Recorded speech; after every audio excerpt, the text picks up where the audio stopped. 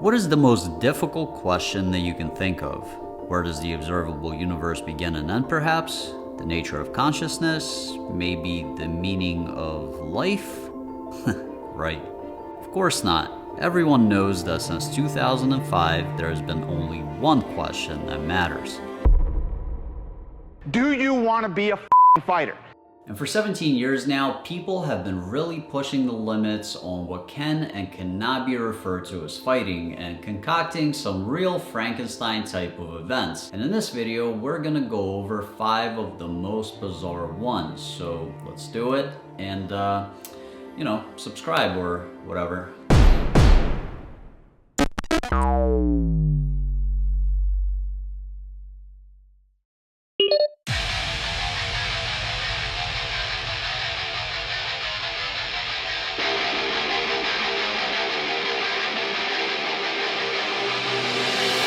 Number 5 on our list is Stick Fighting World, or SFW for short.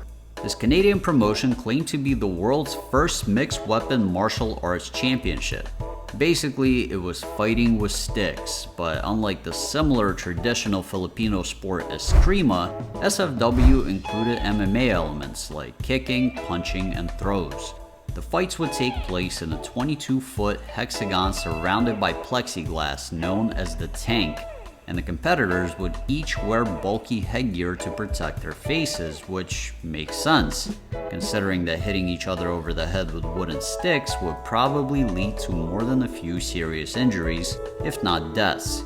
So even when putting on carelessly dangerous hybrid mutant events that can only sort of be referred to as fighting, Canada cares, because I know if this was taking place in, say, Russia, there wouldn't be any armor, the sticks would have spikes going through them, and every match would involve teams of 10 people. Unfortunately, or fortunately, depending on how you look at it, SFW officially went out of business in 2018. Tragic!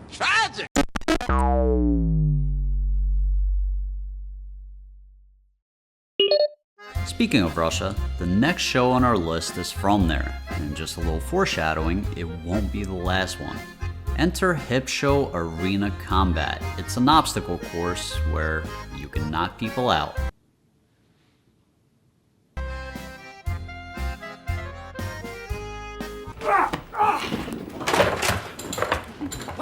There are 2 teams with 2 members each, and the objective is to either score more points than your opponents or to eliminate your opponents using unified MMA rules.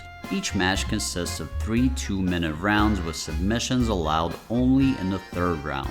If one fighter from a team is eliminated, then the competition goes to a 60-second sudden death round where the other team gets to jump the remaining player.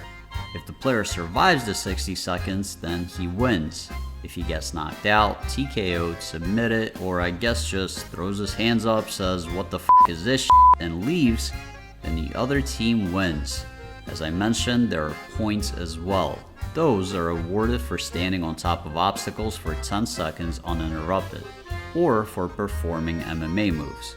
The sport actually saw some minor success in the United States when Access TV aired a 2-hour pilot episode in 2014 consisting of highlights from previous tournaments with English commentary.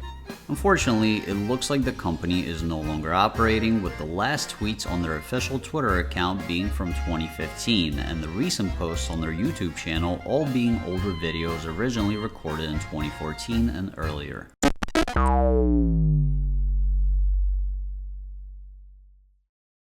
Have you ever gotten so frustrated during an arm wrestling match that you just wanted to kick your opponent in the face?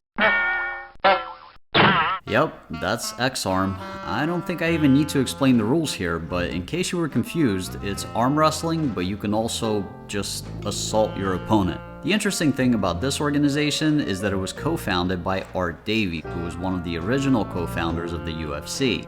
Apparently, one of the proposed names for the company was World Tethered Fighting, acronymed WTF, which shows that the creators fully realized just how ridiculous the concept was from the very inception. Still, XArm enjoyed some moderate success early on, mostly from the ridiculous videos of the competitions going viral and from being very loosely associated with the UFC. As of 2013, however, it's no longer in business.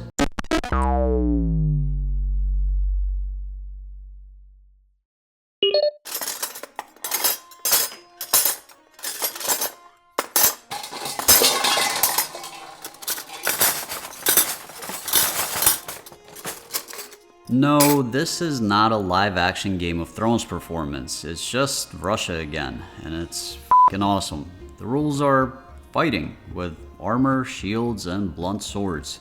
The only moves that aren't allowed are those of the submission variety, and I'm assuming that's due to the lack of range of motion in the iron armor and the hazard of trying to get a twisted limb out of it without doing further damage. Even though it's bizarre, the concept is actually interesting and very fun to watch. And because of that, this is the only MMA hybrid promotion on this list that's actually kind of successful. Just take a look at these views. People are loving this stuff. So yeah, I would unironically recommend that you check it out.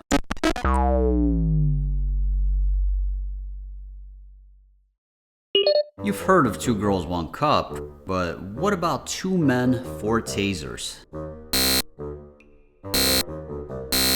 Yeah, so the rules, apparently there are none. No weight classes, age or skill limits. You just have to be crazy enough to strap a taser to each one of your hands and try to outshock your opponent.